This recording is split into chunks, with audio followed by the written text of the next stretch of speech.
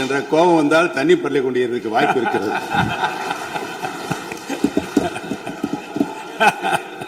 அதை நான் ஏற்றுக்கொள்கிறேன் பேரவைத் தலைவர் அவர்களே.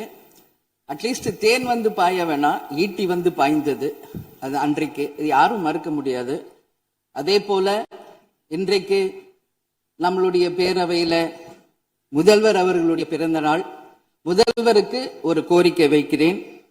இங்கு நான் சட்டமன்றத்திற்கு வந்த நாட்களில் இருந்து அவை பணியாளர்கள் எல்லாருக்கும் இது மாதிரி ஒரு டம்ளர்ல ஒவ்வொரு இடமா போய் தண்ணி கொடுத்துக்கிட்டு இருக்காங்க. இன்னைக்கு நம்ம ரொம்ப அட்வான்ஸ்டா போயிட்டு இருக்கோம். இன்னும் ஸ்டில் அந்த ஓல்டு மாதிரி போயிட்டு இருக்கு. இல்ல ஒரே ஒரு விஷயம், மாண்பு உறுப்பினர் இந்த தேன் வந்து பாய்ந்தது அந்த வார்த்தை அவைக்குள் நீக்கப்படுகிறது. அதை எடுத்துருங்க.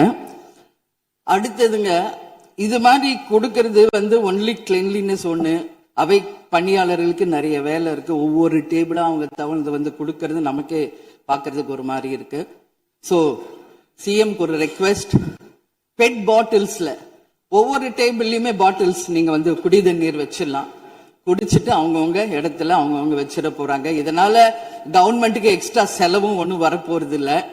அவங்கவுங்க இடத்துல வச்சிடலாம் அப்படின்ற என் கருத்தை நான் சொல்றேன். ஏன்னா இது டம்ளர்ல கொடுக்கறதும் அது மறுபடியும் கேட்கறதும் அவங்க வருவதும் அவங்களுக்கு நிறைய பணிகள். அது பதில் ஒவ்வொரு சீட்ல ஒரு பெட் பாட்டில்ஸ் மாதிரி கண்ணாடி பாட்டில்ல வாட்டர் வச்சுட்டா அவங்களுக்கு தேவைக்கு எடுத்துட்டு கொடுத்துடலாம். சோ இது பிறந்த நாள்ல முதலமைச்சருக்கு ஒரு கோரிக்கை வைக்கிறேன். அதுக்கு நாம நெகிழியில வேண்டாம், பிளாஸ்டிக் பாட்டில்ஸ் நம்ம அலோவ் பண்ண வேண்டாம், கண்ணாடி பாட்டில்ல நம்ம வைக்கலாம். உறுப்பினர் மாண்புமிகு பேரவைத் தலைவர் அவர்களே, அந்நியார் அவர்கள் ஒரு நல்ல கருத்தை இங்கே சொல்லியிருக்கிறார்கள். அந்த கருத்து ஏற்புடையது அல்ல என்பதை நான் தெரிவித்துக் கொள்ள கடமைப்பட்டிருக்கிறேன். என்ற கோபம் வந்தால் தண்ணி பள்ளி கொண்டிருக்க வாய்ப்பு இருக்கிறது.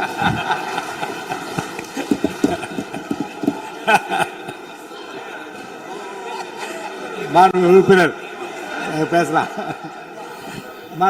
இப்போ தண்ணி பாட்டில் தான் வீசணும் கிடையாது, டம்ளர்ல கூட வீசி அடிக்கலாம். உறுப்பினர் ஒரு நிமிஷம்.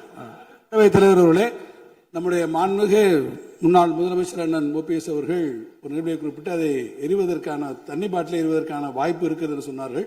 ஒருவேளை அவருடைய தனிப்பட்ட அனுபவத்தின் காரணமாக அதை அவர்கள் இங்கே குறிப்பிடுறாரா என்பதை நான் அறிய விரும்புகிறேன். மாண்புமிகு உறுப்பினர், ஏன்னா காலையில இருந்து ரொம்ப காரசாரமாவே போயிட்டு இருந்துச்சு. அதனால ஒரு ஹாப்பியா நம்மளுடைய முதல்வர் பிறந்த நாள்ல எல்லாரும் சந்தோஷமா இன்னைக்கு நம்ம அவையை செய்வோம். சோ பாட்டில் தான் வீசணும்ன்றது இல்ல, வன்முறைக்கு வேண்டும் என்றால் இங்க எவ்வளவோ இருக்கு, எது வேணாலும் வீசலாம். பட் நம்ம எண்ணம் அது கிடையாது. நிச்சயமாக தண்ணீர் என்றாலே பிரச்சனை தான் போல இருக்கு. அது காவேரி தண்ணீரா இருந்தாலும் டாஸ்மாக் தண்ணீரா இருந்தாலும் அது ஒரு பிரச்சனையா தான் இன்னைக்கு மக்கள்கிட்ட இருக்கு.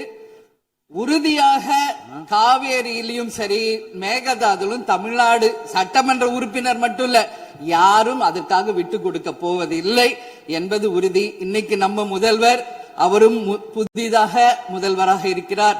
கர்நாடகா முதல்வரும் முதல் முறை முதல்வராக வந்திருக்கிறார். கேரள முதல்வரும் முதல் முறை முதல்வராக வந்திருக்கிறார்கள். சோ 3 முதலமைச்சர்களும் ஒன்று நட்பு ரீதியாக பேசி இந்த பிரச்சனைக்கு தீர்வு காணலாம். அப்படி இல்லை என்றால் அவங்க சொல்றது கேட்கலன்னா பக்காவா நம்ம சட்ட ரீதியாக ரொம்ப ரொம்ப பழமையான ஒரு விஷயத்தை அன்னைக்கு நான் சொன்ன மாதிரி பேசிக்கிட்டே தான் இருக்கிறோம். இது முழுமையாக தீர்வு அடைய வேண்டும்ன்றதா எல்லாருடைய கருத்து. இன்னைக்கு நம்மளுக்குள்ள வாதங்கள் பிரதிவாதங்கள் டிஸ்கஷன்ஸ் இங்கு வந்தாலும் இது நிரந்தரமாக தீர்க்கப்பட வேண்டும் என்பதில் யாருக்கும் மாற்று கருத்து இல்லை. இப்ப 2026 இருக்கும், 2026 வரைக்கும் இது கண்டினியூ ஆக கூடாது, இன்னொரு 100 ஆண்டு காலத்திற்கு என்பதுதான் எல்லோருடைய எண்ணம். சோ அது நடக்கணும். அது மட்டும் கிடையாது, இன்றைக்கு நேற்று நடந்த ஒரு விஷயம் தமிழ்நாட்டில். நேற்று நான் நேரடியாக சென்று பாதிக்கப்பட்டவங்களை பார்த்தேன். yesterday was a black day for Tamil Nadu. Sunday black சண்டேவாக நேற்று இருந்தது. இதுவரைக்கும் தமிழகம் காணாத ஒரு பேர் விபத்து. இன்னைக்கு பேரிடர் எவ்வளோ பிரச்சனைகள் இருந்தாலும் ஒரு அமோனியா தாக்குதல் இத்தனை பேர் பாதித்தது தமிழக வரலாற்றில் முதல் முறை. அனைவரும் வடநாட்டை சேர்ந்த பெண்கள், 20 வயசுல இருந்து 25 வயசுக்குள்ள இருக்கிற இளம் பெண்கள். அவங்கள நேரா பார்க்கும்போது மிக மிக மனசுக்கு கஷ்டமாக இருந்தது.